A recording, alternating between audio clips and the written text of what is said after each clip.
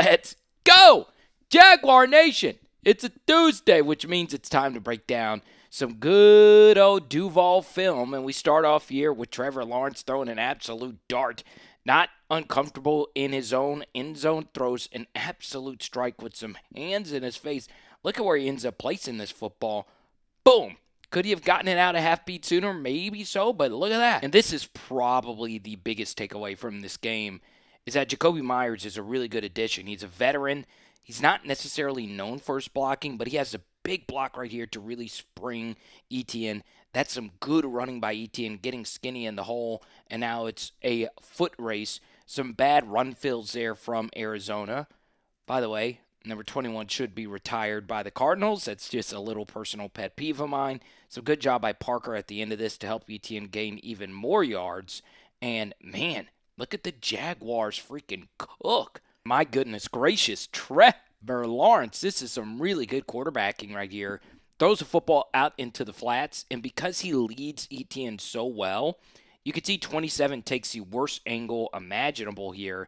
This is what you normally expect FCS players to do, not NFL guys. He falls on his own footing, and now Trevor could just find his way into the end zone. Well, Trevor's his brother and his quarterback, but he scores. Alrighty, 3rd and 6. You have a crowded line of scrimmage. He backs out, and you actually do account for everybody when it comes to protection. It's really good, right? 85's job right here is to turn this guy as wide as he possibly can and then become the check down here for if anything is not open on this side. The problem here is Trevor's eyes are just really locked in. This ball could be completed right now to Jakobi. Boom. Okay, rip that bad boy right there. Instead, Trevor locks in, and he's really late getting that football out to Jakobi, and he has to take a really nasty sack that turns into a pick six. So really, really, really bad stuff. Yeah, we could get into how you want to block that edge blitzer, but the rookie Walter Nolan's able to turn this into the end. One of Trevor's better plays on the day, he ends up eating this instead of throwing it, and he finds a way to convert with his legs. This is really, really, really good pass pro right here by Etienne, who had himself a phenomenal game. Calais Campbell gets put on the ground. Once again, if he jumps up into the air, into the passing lane, we want to penalize him for, number one, showing his rib cage. And actually, no, he wasn't even getting jumped.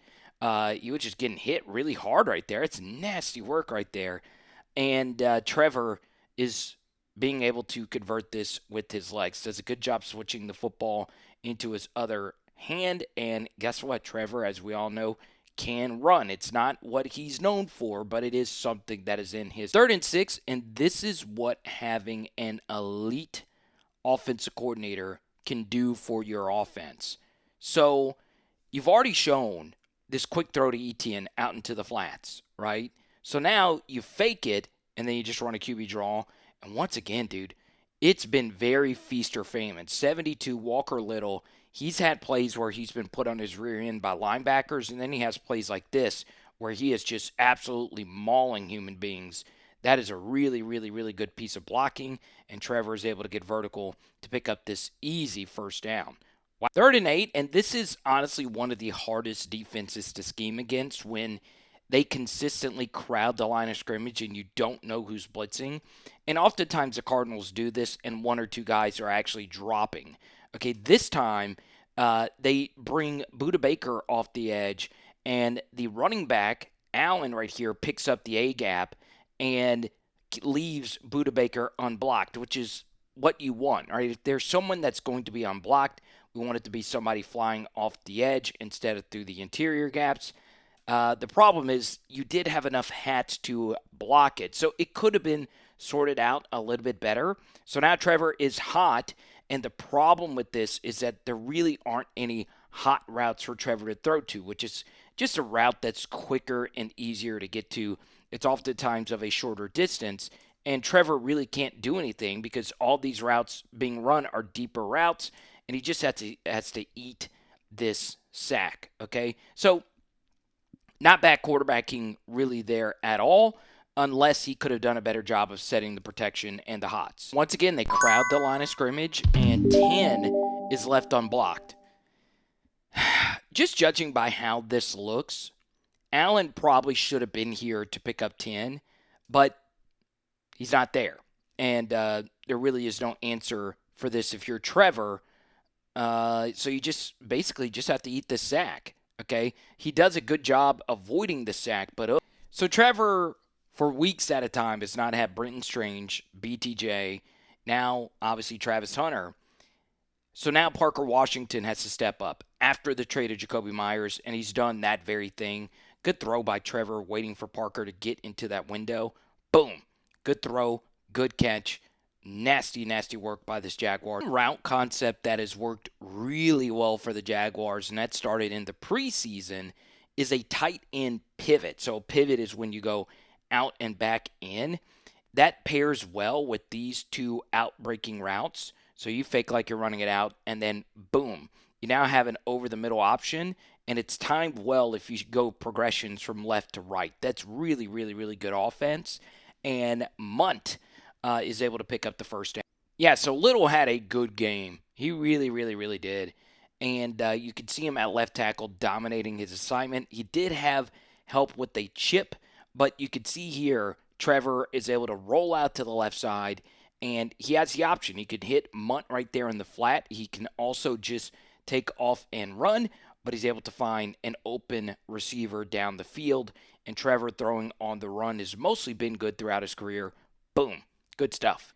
Okay, so you get a little unlucky on this red zone INT. All right, so normally with an RPO, you are reading this safety. So if this safety flies in, you're running a glance right here. But what the Jaguars elect to do is this looks to be a play action fake the entire way, and the glance is actually coming from this direction. You can see the safety flies into the box to respect Etienne, and now you have this space to work with, and you can see Jakobi Myers has this guy burned. The problem is Calais Campbell sees it and is able to stick his hands up, deflected, and that allows 21 to undercut it. So you get unlucky. It's a good play by a veteran, and there you go.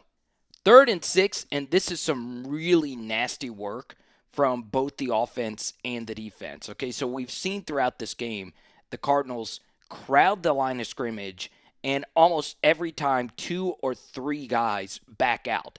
This time the Cardinals don't crowd the line of scrimmage, and they bring everyone. It's straight cover 0, and Trevor does a ridiculous job picking this up. Okay, so I don't know the protection calls, but in a perfect world, you would want 72 blocking down on this B-gap player and have the outside guy coming free. You would want these interior gaps blocked as well, but you could see that the protection was slid to the left here to the play side, and the right side A-gap was left deoccupied. So we do not want that, and the worst case scenario here happens for the Jaguars. You have unblocked A-gap pressure, and you also have unblocked B-gap pressure. So what Trevor does here is really, really, really smart.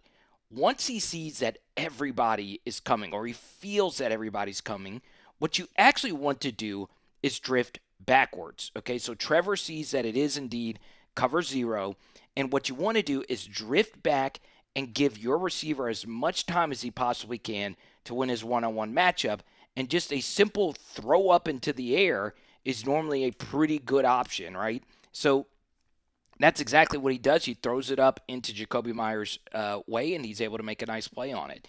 It's just elite quarterbacking. The downside of this defense is you're making a lot of protection checks.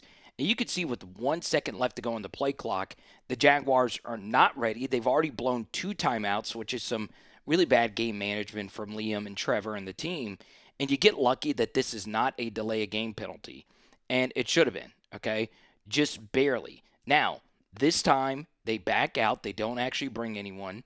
The problem here for Trevor is this in-breaker to Jakobi Myers looks open, right? It looks like this DB is running with the out, but it's not open. 27 has his eyes on Trevor the entire time, and he's able to pick this football off, and it's no bueno, okay? Ugh. God bless. You want to see how good Parker Washington has been? This is not an easy catch by any stretch of the imagination. It really, really, really isn't. He is pretty much draped over. Trevor puts it right on the money. He catches it while also taking a massive blow. So take a look at this guy's face at Parker Washington making plays. Let's go to his third and Ortega here. And when it is one of these and long spots, you want to avoid snapping with 1 second left to go, right? Um, sometimes you can overthink it with your protections and all of that. And Trevor throws another pick.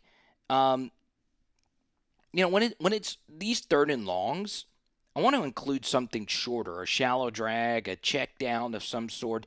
Not everything just being stops right at the sticks. That's what the defense wants you to do.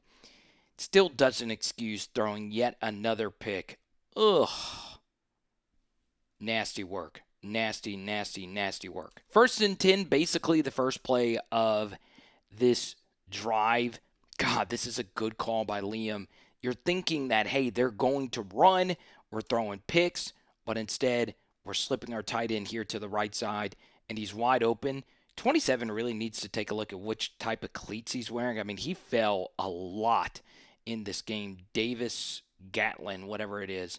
And Brenton Strange, who is ridiculously athletic, as many of you know, has a lot of Phoenix real estate to run through there. Trevor just starts to cook with the 5:55 left to go. This time they're in what looks to be quarters, and they invert it. Okay, so this guy comes out.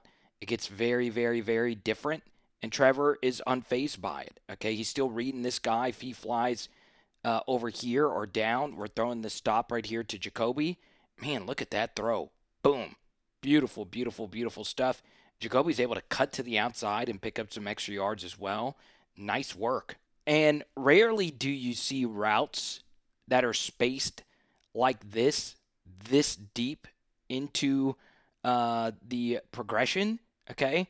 But Trevor eventually does find Brenton Strange over the middle, and it's a good throw and a good catch. And then we get back to looking at Parker Washington doing Parker Washington things.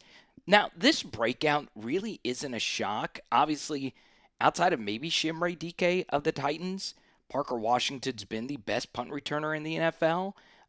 But, man, this is just really, really, really good stuff by Trevor, stepping up into the pocket and trusting Parker to make a difficult catch with the DB's back turned to him. Look at that throw. Wow, wow, wow. Let's go to the 3rd and 4 in overtime.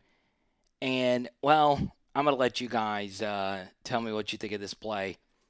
He's open. Tim Patrick's open. And Trevor's thinking, hey, Tim's going to look and see that he's open right past the sticks and turn to me. But instead, Tim Patrick continues to run, and the ball is thrown right behind his noggin. Oh, boy. Oh. So, Jaguars are able to win because you have an elite field goal kicker to make up for that Tim Patrick miss. But Trevor's just, you guys know my opinion on him. And Jaguars fans, I have officially included myself into your fandom. But, dude, it's just so blatantly obvious that he's just not that guy. But when you play Jacoby Brissett, who's been playing well, I was a little shocked he went for the moon ball here. He said, F it, that's the most F it, we're 3-7 throw I've ever seen. But, man, you guys let me know what you think down below. But I'll include this stat. Trevor has no QBR games over 70, which is pretty elite. And he only has one QBR game over 65. That's insane, okay? It is Power Hour NFL. Boom. And tonight we are doing carrot cake.